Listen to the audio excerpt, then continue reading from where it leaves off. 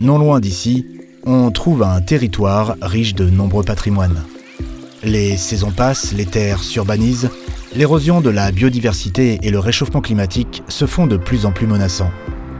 Un jour, inquiets de voir disparaître leur cadre de vie, élus, habitants et acteurs du territoire décident d'agir. Ils imaginent un endroit où la protection et la valorisation des patrimoines naturels, paysagers et culturels constituent le socle du développement économique et social. Un endroit qui s'appelle Parc naturel régional. Un parc naturel régional est un territoire remarquable, habité par l'homme et reconnu pour ses richesses patrimoniales.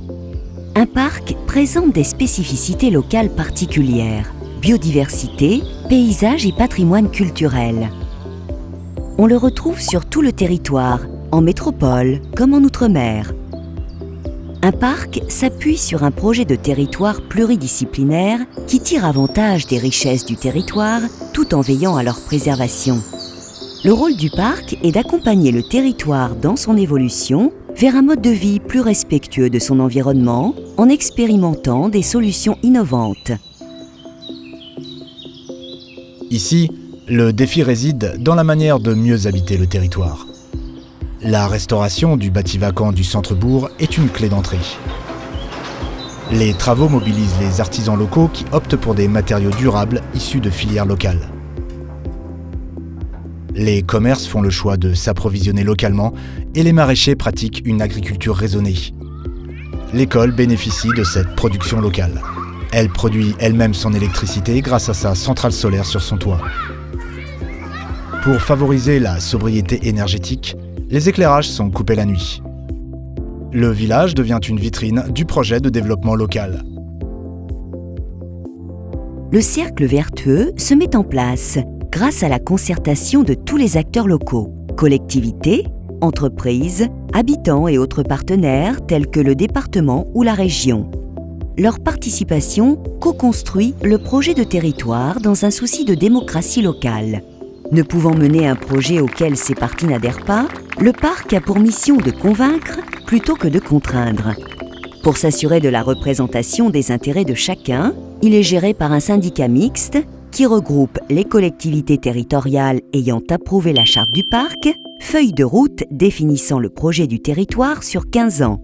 Des délégués sont désignés par chaque collectivité pour siéger à son conseil syndical, organe décisionnel du parc. Le conseil syndical élit un président, un bureau et met en place les instances de concertation. Membre du parc et partenaire privilégié, la région a une place particulière au sein du parc, car c'est à elle qu'appartient en premier chef la capacité d'en créer sur son territoire. Partenaires privilégiés, les régions interviennent avec les parcs sur des initiatives à l'adaptation au changement climatique, à la transition écologique et énergétique, au cadre de vie, à l'économie. Ainsi, le rôle du parc n'est pas tant d'agir seul, mais plutôt d'animer le tissu local en aidant les projets à se concrétiser. L'appellation parc est un label collectif attribué par l'État. Un territoire est classé parc par décret du Premier ministre et du ministre de l'Environnement. Pour 58% de son budget de fonctionnement, le parc est financé par les collectivités territoriales signataires de sa charte. Chaque commune contribue à la hauteur de sa population à raison de 2,5 € par habitant en moyenne. Les régions et les départements représentent à eux seuls 45% du budget de fonctionnement du parc. Les régions en sont les principaux financeurs.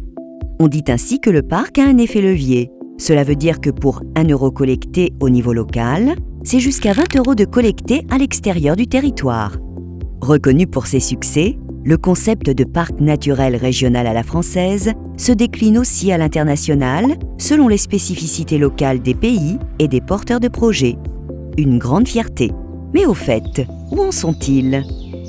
Ils ont dû nous entendre, la concertation est en marche, une charte est à l'étude. Elle viendra structurer un avenir durable pour le territoire où chacun pourra prendre part.